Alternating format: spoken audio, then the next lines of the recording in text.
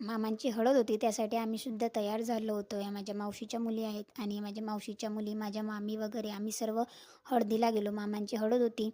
नंतर मला सुद्धा सवाशीण केलेलं होतं. त्यासाठी मी स्टेजवर गेली. छान अशी मामांना हळद लावली. 5 वेळा हळद लावायची असते, तर 5 वेळा हळद लावलेली आहे. त्याच्यानंतर हळदीचा वगैरे शूट झाला. आमचंसुद्धा फोटो सेशन झालं.